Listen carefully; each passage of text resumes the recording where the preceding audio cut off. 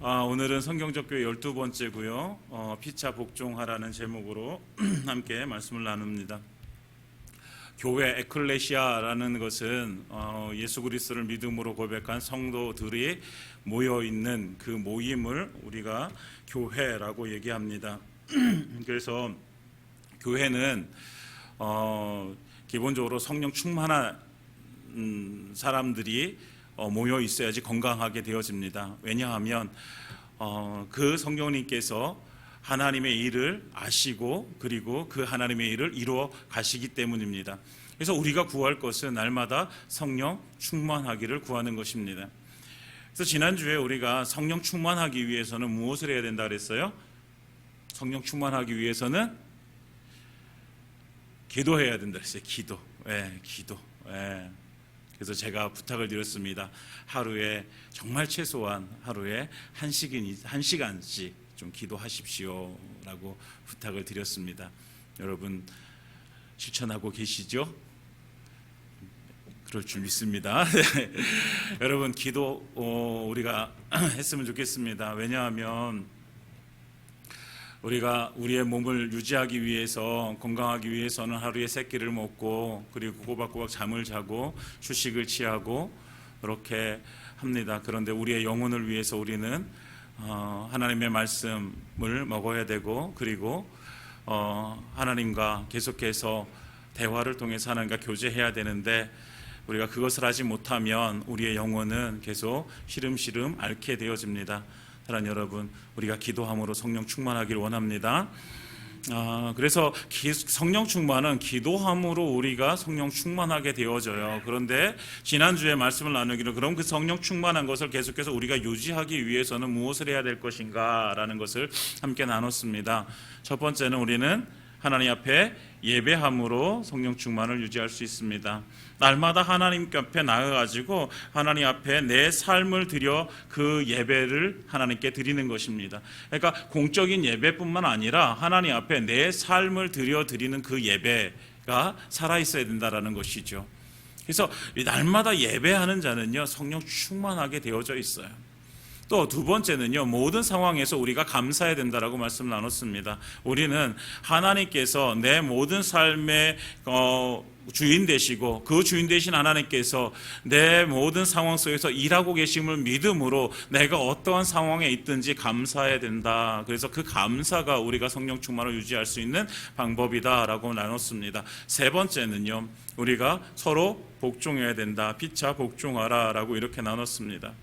그래서 오늘은 그 세 번째인 피차 복종함에 대해서 함께 말씀을 나누려고 합니다. 이 세 가지를 우리가 함께 나누는데 이 성령 충만을 유지할 수 있는 이 세 가지 중에서 여러분들 어떤 것이 가장 잘 안 됩니까? 여러분들 삶 가운데 안 되는 것이 무엇입니까? 예배와 감사와 복종하는 삶. 안 되는 게 뭐예요, 여러분? 다 안 되죠. 다 안 돼요.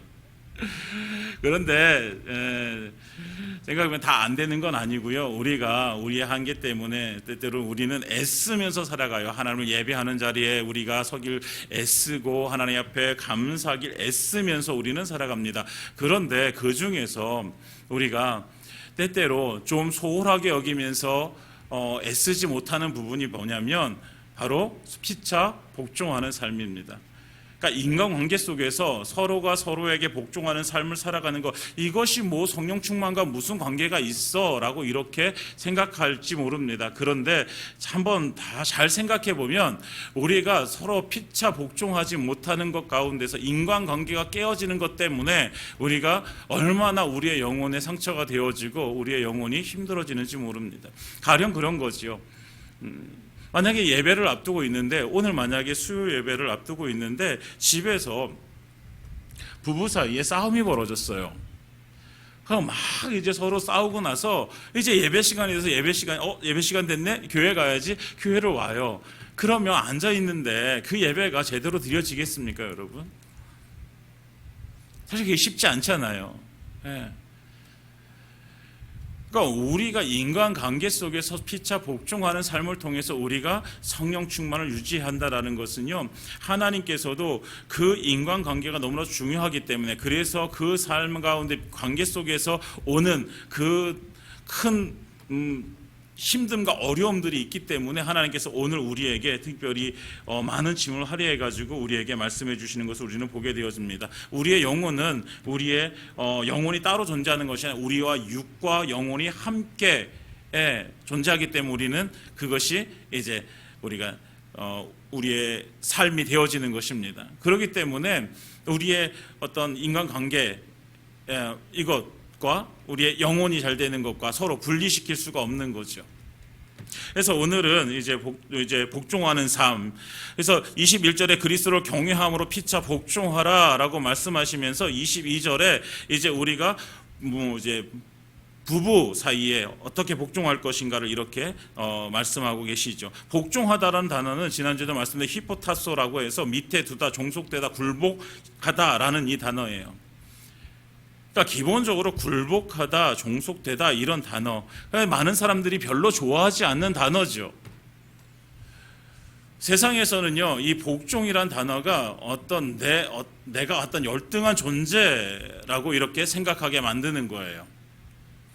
내가 누군가의 밑에 들어가서 내가 더 열등한 존재이기 때문에, 더 낮은 존재이기 때문에 누군가 밑에 들어갈 수밖에 없는 존재이구나라는 것을 이제 세상에서는 그렇게 이제 이 단어를 사용하게 되죠. 그러나 성경에서는요, 절대로 우리가 열등한 존재이기 때문에 복종해야 된다라고 말씀하시는 것이 아니에요.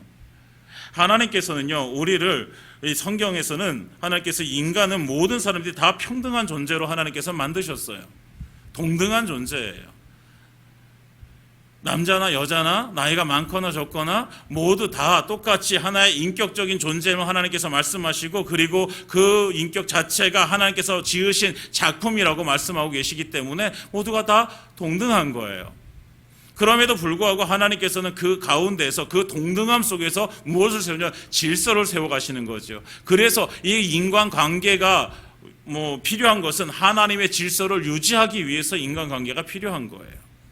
그래서 서로 복종할 것을, 이 질서 안에서 하나님께서 복종할 것을 요구하시는 것이지, 누가 열등하기 때문에, 누가 덜 중요하지 않기 때문에 너는 복종해야 돼, 이렇게 말씀하시는 것이 아니라는 거예요. 그러니까 여러분들 이 복종하다는 이 단어 속에 여러분들 꼭 이렇게 오해하지 않으셨으면 좋겠습니다.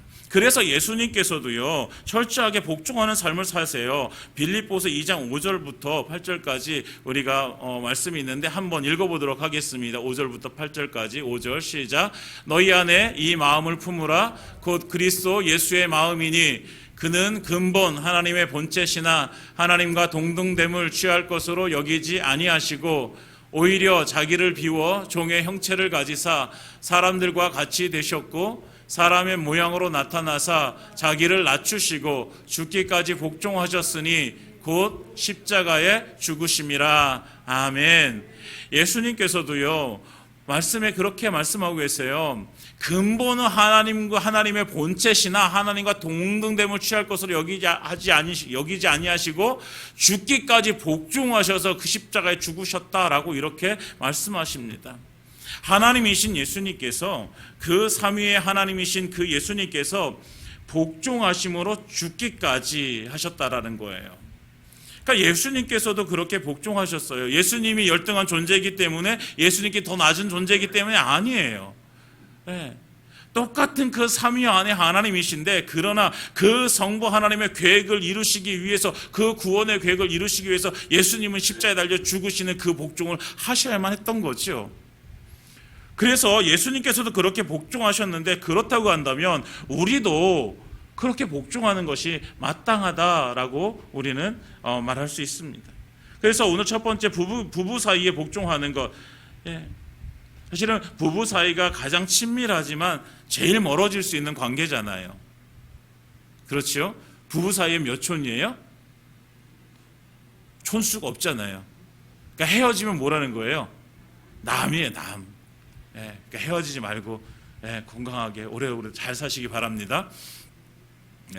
그런데 이 부부 사이에 하나님께서는 무엇을 요구하시냐면 먼저 아내들에게 요구하세요. 22절 우리 한번 읽어보겠습니다. 함께 시작. 아내들이여 자기 남편에게 복종하기를 주께 하듯 하라. 아멘. 아내들에게 남편에게 복종해야 한다고 말씀하고 계세요. 너는 아내들이여 너는 내 남편에게 복종해야 돼. 근데 어떻게? 주께 하듯. 네가 하나님께 주님께 그렇게 복종하듯이 누구에게? 네 남편에게 그렇게 복종해야 돼 라고 말씀하고 계세요. 그 이유는 주님께 복종하듯이 남편에게 복종해야 되는 그 이유는 그리스도가 교회의 머리 된 것처럼 가정의 머리를 하나님은 남편에게 주셨기 때문이에요. 23절에 이는 남편이 아내의 머리됨이 그리스도가 교회의 머리됨과 같음이니, 하나님께서 이 질서를 가정 안에 주셨다라는 거예요. 그래서 교회의 머리 되신 예수님께 교회가 무조건 복종하듯이 가정 안에서도 아내는 남편에게 그렇게 복종해야 된다라고 하나님께서는 말씀하시는 거예요. 고린도전서 11장 3절에 그러나 나는 너희가 알기를 원하노니 각 남자의 머리는 그리스도요 여자의 머리는 남자요 그리스도의 머리는 하나님이시라. 이것이 하나님께서 만드신 질서입니다. 이것은 제가 남자이기 때문에, 제가 남편이기 때문에 여러분들에게 말씀드리는 것이 아니라 하나님께서 만드신 질서라는 거예요. 여자의 머리는 남자, 남자의 머리는 예수 그리스도, 예수 그리스도의 머리는 하나님. 우리가 이 질서 안에 있을 때에 성령으로 충만함을 유지하게 되어지는 것입니다. 가장 머리 되시는 분은 누구세요? 하나님이세요. 그러니까 아내가 남편에게 복종하는 것이 곧 누구에게 복종하는 거예요? 하나님께 복종하게 되어지는 거예요. 그러니까 우리가 이 복종한다는 것을 잘 알아야 돼요. 그래서 무조건적인 복종, 이 무조건적이라는 것은요, 이 안에 단서가 있어요. 무엇? 남편이 하나님의 뜻에 어긋남에도 불구하고 그것에 복종할 수는 없다라는 거예요. 왜? 최종적인 머리는 누구시니까요? 하나님이시니까. 우리의 가장 높은 곳에 계신 우리의 머리는 하나님이세요. 그래서 남편에게 복종하는 것도 어디 안에서? 예수 그리스도 안에서, 하나님 안에서 복종하는 것이에요. 가령 남편이, 극단적인 예를 들어서 남편이 아내가 예수 믿는 것을 싫어해서 그래서 예수 믿지 말라고, 교회 가지 말라고 이렇게 하는 것에 대해서는 복종할 수가 없는 거예요. 왜? 그 남편보다 위에 계신 분이 하나님이시기 때문에 그런 거죠. 그러니까 우리가 복종한다는 것을 그냥 우리 인간사에서 말하는 무조건적인 어떤 이유도 없이 그냥 무조건적인 복종이 아니라 그 모든 것들이 누구 안에서? 하나님 안에서 이루어져야 되는 복종이라는 것입니다. 그런데 우리가 이럼에도 불구하고 자꾸만 그 복종한다는 것이, 아내들이 남편에게 복종한다는 것이 아까 말씀드린 세상의 가치에 우리가 어쩌면 속아 있어가지고 속음으로 인해서 자꾸만 내가 복종하게 되면 내가 더 열등한 존재가 되어진다라고 생각하는 거예요. 여러분, 그 생각은 하나님께 주시는 생각이 아닙니다. 그러니까 우리 안에 혹시라도 그런 생각이 있다면 버리시기 바랍니다. 하나님은 질서를 말하고 계신 것이지 그것이 그냥 단순하게 어떤 우월한 존재, 열등한 존재를 말씀하고 있는 것이 아니에요. 그러니까 이런 열등한 존재라고 생각하니까 복종하기가 어려운 거예요. 여러분, 육신의 조건으로 따지면요, 사회적으로나 인격적으로나 남편보다 아내가 훨씬 더 좋은 사람들이 많아요. 그렇지만 그럼에도 불구하고 가정 안에 들어오면 하나님께서 세우신 질서가 남편이기 때문에 그 남편에게 복종하는 것입니다. 그러니까 남편이 어떠하기 때문이 아니에요. 능력이 있어서, 돈을 많이 벌어서, 많이 배워서, 존경할 만한 부분이 있어서 그래서 우리가 복종하는 것이 아니라 그냥 우리는 하나님의 말씀에 순종하는 거예요. 하나님이 그렇게 하라고 하셨으니까 우리는 거기에 복종하는 것이죠. 질서이기 때문에 그런 거예요. 한 가정의 머리가 둘이 될 수는 없어요.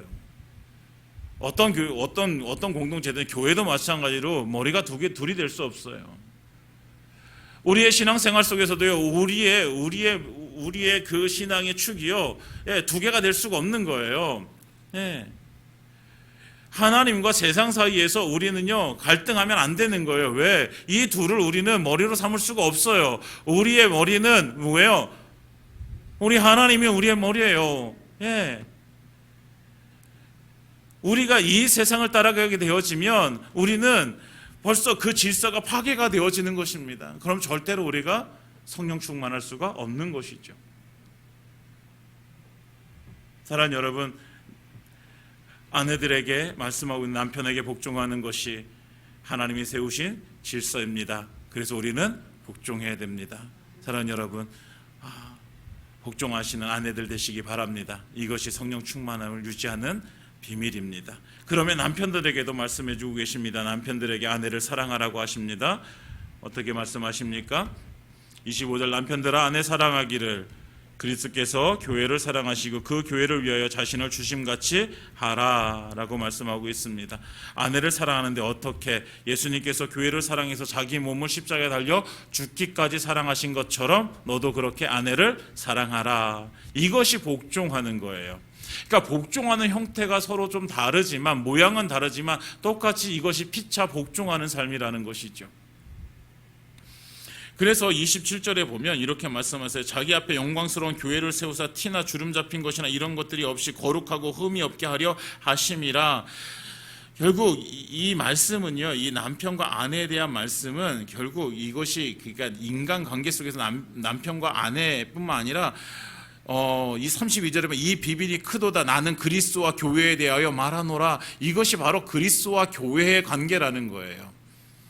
신부된 교회는 그리스도께 복종하는 것이고 그리스도는 자기 몸을 십자가에 달려 죽기까지 그렇게 교회를 사랑하신다라는 거죠. 그러나 이것을 인간관계 속에서 보면 남편들은 그렇게 예수님께서 교회를 위해서 그렇게 달려 죽으신 것처럼 아내를 사랑하라라고 이렇게 말씀하고 계신 것입니다.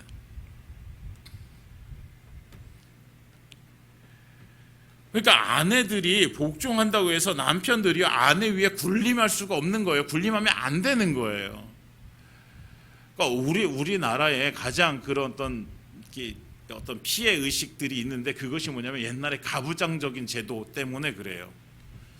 남편들은 무조건 위에 있어야 되고 무조건 가정 안에서도 남편이 말하고 아빠가 말하면 무조건 이거는 뭐 어떤 그 대꾸도 할 수 없고 무조건 따라야 되는 그런 어떤 가부장적인 제도 때문에 우리는 이것에 대해서 많이 오해하는 부분들이 있어요. 하나님께서는 그렇게 말씀하시는 것이 아니죠. 하나님은 그 가부장적인 제도는 그것은 권위가 아니라 하나님께 주신 권위가 아니라 권위 의식을 가지고 살았던 거죠. 권위라는 것은 남들이 인정해 주는 것입니다. 그러나 권위 의식은 자기가 갖는 거예요. 그래서 서로 다른 거죠. 그래서 하나님께서 주신 것은요, 하나님께서 그 권위를 주시고 그 권위 안에서 우리가 어떻게 복종할 것인지, 아내들은 남편에게 복종하고 남편들은 예수님께서 자기 몸을 죽기까지 사랑하시듯이 그렇게 사랑하라라고 말씀하고 계신 것입니다. 사랑하는 여러분, 우리가 이제 우리 가정이 성경으로 돌아가야 됩니다. 네. 무조건 나를 따르라라고 얘기할 수도 없는 것입니다. 네. 우리가 이 말씀을 들으면서 우리는요 서로 다른 서로 상대방에게 얘기를 합니다. 하나님께서 죽기까지 사랑하라고 하셨잖아. 왜 사랑 안 해? 그러면 상대방에서 뭐라 그래요? 복종하라고 했잖아. 왜 복종 안 해? 이렇게 또 싸우세요. 이러면 안 되는 거죠. 사랑하는 여러분, 하나님께서 우리에게 주신 말씀을 잘 들으시기 바랍니다. 나에게 주신 말씀을 듣고 나에게 적용하고, 그래서 정말 하나님께서 세우신 그 질서 안에서 우리가 피차에 서로 복종해서 정말 하나님께서 원하시는 거룩한 가정, 행복한 가정 이루는 저와 여러분들의 가정 되시기를 예수님의 이름으로 축원드립니다. 그래서 우리는 부부 사이에 이렇게 서로 피차 복종함으로 인해서 우리가 뭐 해야 되는 거예요? 성령 충만을 유지하게 되어지는 거예요. 그럼 두 번째는 뭐예요? 6장에 보면 자녀들과 아비들에게 말씀하고 계십니다. 그러니까 두 번째 관계는 부모와 자녀의 관계예요. 먼저 자녀들에게 말씀하고 있죠. 자녀들아 주 안에서 너희 부모에게 순종하라. 이것이 옳으니라. 자녀가 해야 될 일은요, 부모님에게 순종하는 거예요. 순종. 십계명에서도요, 사람과 사람 사이의 관계의 그 계명 속에서 제일 첫 번째가 무엇이냐면 내 부모를 공경하라예요. 이것이 약속 있는 첫 계명이라고 말씀하고 계세요. 그러니까 자녀들은요, 부모에게 순종하는 것이 마땅한 것입니다. 자녀들에게 이 땅에서 잘되고 장수하는 비밀이 무엇이냐? 부모에게 순종하는 것이다. 부모를 공경하는 것이다 라고 말씀하고 있어요. 이것이 또한 성령 충만을 유지하는 방법입니다. 부모님들은 자녀들에게 모든 것들을 다 아낌없이 주세요. 그러니까 부모님도 언제까지 자녀들에게 그렇게 아낌없이 주실까요? 부모님들이 세상 떠날 때까지 아낌없이 주세요. 아낌없이.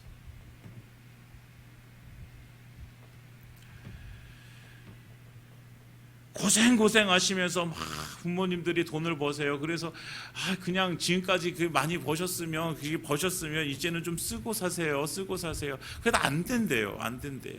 그거 왜 안 돼요? 그랬더니 그거 모아가지고 누구 주려고? 자식들 주려고. 이게 부모님의 마음이에요. 계속해서 끊임없이 주는 그 마음. 근데 사실은 이 마음처럼 자녀들은 이런 똑같은 마음은 아니잖아요. 이 마음을 갖게 되어지는 것은 언제? 그 자녀가 또 결혼을 해서 자녀들을 낳았을 때 이제 그 마음을 알게 되지. 그게 이제 철이 드는 거죠. 그러니까 그 부모님을 우리가 그 부모님의 말씀에 순종하는 것, 그 부모님께 순종하는 것은 그래서 그 부모님이 어떠하기 때문에, 아까 말씀드린 남편이 어떠하기 때문에 순종하는 것이 복종하는 것이 아닌 것처럼 우리 자녀들도 부모님이 어떠하기 때문에 순종하는 것이 아니에요. 부모님이 많이 배웠기 때문에. 사실은요, 많이 배운 건요, 요즘 젊은 사람들이 훨씬 더 많이 배웠어요. 대학도 졸업하고 대학원도 다니고 누구는 박사도 되어지고 훨씬 더 많이 배웠어요. 네. 저희 아버지 세대의 분들만 해도요, 초등학교 간신히 나오신 분들이 훨씬 더 많아요. 학력이 뛰어나서도 아니에요. 외모가 잘나서도 아니에요. 부모님 부자여서도 아니에요. 마땅히 순종해야 되는 것이, 하나님께서 말씀해 주시는 것 마땅하기 때문에 우리는 순종해야 되는 것입니다. 사랑하는 여러분, 부모님께 순종하셔야 됩니다. 이것이 하나님께서 우리에게 주신 명령이고 이것이 우리가 성령 충만할 수 있는 비밀입니다. 그러면 부모들은 어떻게 해야 될까요? 부모들은 4절에 보면 또 아비들아 너희 자녀를 노엽게 하지 말고 주의 교훈과 훈계로 양육하라 라고 말씀하고 계세요. 너희 자녀를 노엽게 하지 말아라. 사실 이 말씀이 되게 충격적인 말씀이에요. 그 당시에요. 자녀들을 노엽게 하지 말아라. 어떻게 자녀들이 부모 앞에서 노여워할 수 있어요? 이 당시에는요, 자녀들이라는 것은요, 아이들은요 이렇게 뭐라 그럴까요? 낮은 자예요. 낮은 자. 이 낮은 자가 높은 자에게 어떤 이렇게 막 모여보거나 이럴 수가 없는 거예요. 로마 사회에서요, 가장은 만약에 아이가 선천적 장애가 있거나 그러면 죽일 수도 있고요, 그 아이를 팔아버릴 수도 있고요, 그런 시대였어요. 그런데 오늘 이 사도 바울은 아비들에게 너희 자녀를 노엽게 하지 말아라. 이건 사실 그 당시에 그렇게 충격적인 말이죠. 노엽게 하지 말아라. 그러니까 이건 무슨 말씀이에요? 자녀들을 한 인격체로 대우하라는 거예요. 낮은 자가 아니라 똑같은 하나님께서 만드신 한 인격체로 동등함을 너희도 그렇게 알라라는 거예요. 그래서 대우하라는 거예요. 그렇게. 부모라고 해서 자기 마음대로 자녀들에게 이렇게 해라 저렇게 해라 할 수 있는 권리가 없어요. 옳은 길로 가야 되기 때문에 우리는 때때로 그 길을 인도해야 되는 것이죠. 부모가 아이들의 그 인생을 쥐고 흔들 수 있는 것이 아니라는 거예요. 그래서 하나님께서 말씀하시되 노엽게 하지 말라. 오직 주의 교훈과 훈계로 양육하라. 우리에게 말씀하시는 오직 주의 교훈과 훈계로 양육하는 거야. 이렇게 말씀하시는 거예요. 절대로 부모의 소유물이 아니라는 거예요. 부모에게 어떤 이익을 주는 존재도 아니고요, 부모의 욕망을 해소해주는 출구가 아니라는 거예요. 자녀들이 그냥 동등한 인격체로. 그래서 때때로 부모들이 잘못하는 것 중에 하나가 자기가 다 못 이룬 그 꿈을 자녀들을 통해서 이루려고 하는 것, 그러지 말라라는 거예요. 그 아이도 그 아이가 하나님께 주신 재능이 있고 달란트가 있는데, 그렇다고 하면 그것을 통해서 하나님께서는 그것을 사용해서 그것을 통해서 하나님의 나라를 확장시켜 가기를 원하시는데, 부모가 그것에 대해서 자기 마음대로 할 수 있는 권리가 없는 거죠. 그런데 때때로 우리는 그 자녀들의 인격을 무시한 채 그렇게 하는 것을 우리는 가끔 보게 되어집니다. 사랑하는 여러분, 자녀들은요 부모의 소유물이 아니라 하나님께서 주신 선물이고 한 인격체라는 사실을 우리는 기억해야 됩니다. 그래서 우리가 해야 될 것은 내 마음대로 하는 것이 아니라, 그 소중한 자녀들에게 내 마음대로 하는 것이 아니라 하나님의 말씀, 교훈과 훈계로 그들을 양육해야 되는 것입니다. 그러니까 우리가 해야 될 가장 큰, 부모가 자녀들에게 해야 될 가장 큰 건요, 주의 교훈과 훈계로 양육하는 것. 다시 말하면요, 그 아이가 예수 믿고 구원받아서 천국 갈 수 있는 백성이 되게 하는 것, 이것이 부모가 해야 될 가장 첫 번째 책임입니다. 근데 이거는 두 번째 치고요, 이건 둘째 치고 다른 걸 하는 거예요. 다른 거. 우리 아이가 서울대 가기를 원하고, 좋은 직장에 취직하기를 원하고, 좋은 배우자 만나서 결혼하기를 원하고, 그것이 먼저가 아니라 내 아이가 정말 예수 잘 믿어서 정말 그 믿음 안에서 잘 성장해서 정말 하나님의 백성으로 잘 서가는 것, 이것이 우리에게 먼저여야 되는 거예요. 그래서 그 우리 자녀들을 위해서, 그래서 울라라는 거예요. 너희 자녀를 위해서 울라. 서울대학교 못 가서 울라라는 게 아니라 예수 안 믿어서 그 영혼을 위해서 울어야 되는 거죠. 사랑하는 여러분, 우리가 자녀들을 우리가 양육하는 것은 곧 나의 신념이 아니라 하나님의 말씀, 성경으로 그들을 가르치고 그들에게 믿음을 심어주고, 그래서 그 믿음 안에서 자라게 하는 것이 부모가 자녀들에게 해야 될 복종입니다. 사랑하는 여러분, 우리가 이렇게 부모와 자녀 간에 피차 복종할 때 우리는 서로 성령 충만할 수 있게 되어집니다. 이 복종이 우리의 삶 가운데, 여러분들의 삶과 자녀들의 삶과 그래서 그 안에서 함께 이 복종이 이루어지기를 예수님의 이름으로 축원드립니다. 마지막으로 복종해야 될 것은요, 5절에서부터 종들과 상전에 대해서 말씀하고 계세요. 그래서 먼저 종들에게 말씀을 주십니다. 5절에 종들아, 두려워하고 떨며 성실한 마음으로 육체의 상전에게 순종하기를 그리스도께 하듯 하라라고 말씀하고 계세요. 종들에게 두려워 떨며 성실한 마음으로 상전에게 순종하듯이 상전에게 순종하기를 그리스도께 하듯 하라. 계속해서 이 복종의 이 말씀을 하시면서 계속 무엇이 나오냐면 그리스도께 하듯 하라라고 말씀하세요. 그러니까 부부 사이에서도요, 그리스도께 하듯 복종하고 사랑하는 것이고요, 그리고 부모와 자녀 사이에서도 그리스도께 하듯 순종하고 그리스도께 하듯 그를 주의 교훈과 훈계로 양육하는 것이죠. 마찬가지로 종과 상전의 그 관계 속에서도 무엇으로 그리스도께 하듯 하는 거예요. 그리스도께 하듯. 그러니까 종들에게 먼저 말씀해 주고 있는데, 종들이 기쁜 마음으로 주님을 섬기듯이 그렇게 육체의 상전들에게 순종하라고 말씀하고 있는 거예요. 그러니까 눈 가리고 아웅하는 그런 식으로 하지 말라라는 거예요. 그냥 오늘 하루 때우면 됐지, 이런 식으로 일하지 말라라는 거예요. 이것은 현대로 말하면 직장 안에서 복종의 원리를 말씀해 주고 있는 거예요. 우리가 직장 안에서 어떻게 우리가 그리스도인으로, 우리가 성도로 어떻게 직장 안에서 삶을 살아갈 것인가, 그리스도께 하듯 하라라는 거죠. 내게 주어진 일들에 대해서 그리스도께 하듯 하라. 네. 많은 직장인들이요, 우리도 마찬가지지만 많은 직장인들이요, 어떤 사명감이나 어떤 자부심 뭐 이런 거 가지고 일하시는 분도 꽤 많으신데요. 근데 이거 없이 일하시는 분도 정말 많아요. 네. 요즘 심지어 선생님들도 어떤 사명감 가지고 일하시는 분들이 꽤 많지만, 대다수지만, 그러나 그 중에는요, 그냥 돌보기 위한 수단으로 그렇게 살아가시는 분들도 있다고 합니다. 사실 우리가 살아가는데 성도로서는요, 먹고 사는 문제는 두 번째고요. 그 첫 번째는요, 그 하나님께서 주신 사명을 이루는 장소가 내 직장이 되어져야 되는 것이죠. 그래서 그 직장 안에서 내가 하나님을 믿는, 예수 그리스도를 믿는 사람으로 내가 어떻게 그 직장 안에서 삶을 살아가야 되는지 우리는 그것을 분명히 알아야 되는 거예요. 그래서 우리가 그 안에서 정말 정직과 성실 그리고 그 사명감 가지고 일할 때에 우리의 삶을 통해서 그 가운데서 예수 그리스도가 드러나게 되어지고 나타나게 되어지는 것이죠. 그러니까 나는 예수 믿어라고 하면서 나가가지고는 그렇게 살지 못해요. 그렇게 살지 못하면서 내가 세상의 빛과 소금의 역할을 감당한다고 얘기할 수가 없는 거잖아요. 여러분, 빛과 소금의 역할은 교회 안에서 감당하는 것이 아니라 세상에 나가서 감당해야 될 거예요.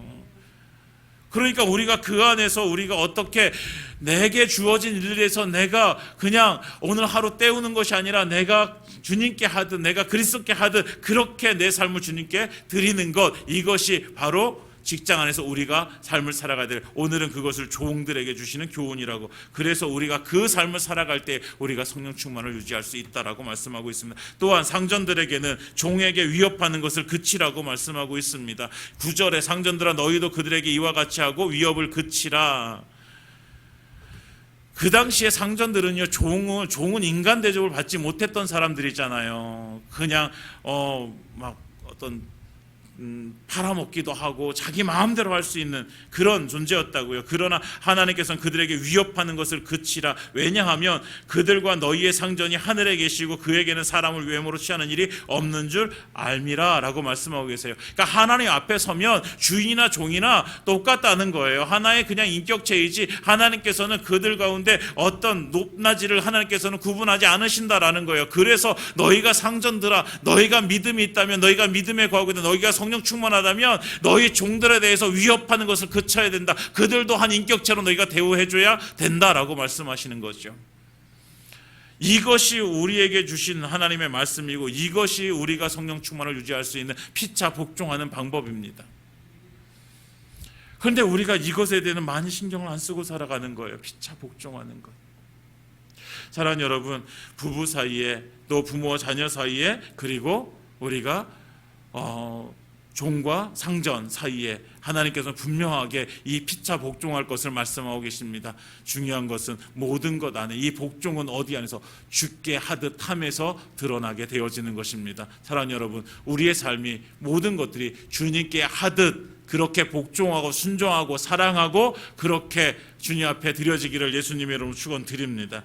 이제 말씀을 마치겠습니다. 믿음 생활에 있어서 가장 중요한 것은 관계입니다. 관계. 하나님과의 관계. 믿음이라는 것은 관계예요. 하나님과의 관계, 이웃과의 관계죠. 그래서 하나님과의 관계가 올바르면 이웃과의 관계도 올바르게 되어져 있어요. 하나님의 관계가 깨어지면 이웃과의 관계도 깨어지게 되어져 있어요. 겉으로는 괜찮은 것 같지만 그러나 서서히 금이 가고 깨어지게 되어져 있죠. 그래서 하나님께서는 그 관계에 대해서 우리에게 말씀해 주시고, 피차 복종하는 것은 그래서 그 관계를 잘하는 방법입니다. 그래서 피차 복종함을 통해서 우리는 성령 충만을 유지하게 되어지는 것이죠. 부부 사이에, 부모와 자녀 사이에, 상사와 부하 직원 사이에. 여러분, 어떤 관계를 맺고 계십니까? 오늘 하나님께 주신 말씀을 우리가 듣고 우리는 어떤 관계를 맺고 있는가, 어떤 인간관계를 지금 하고 있는가, 우리의 삶을 좀 뒤돌아보면서 우리가 하나님께서 주신 말씀처럼 모든 것 주님께 하듯 함으로 인해서 서로 피차 복종하는 그런 삶의 태도가, 그런 은혜가 임하기를 예수님의 이름으로 축원드립니다.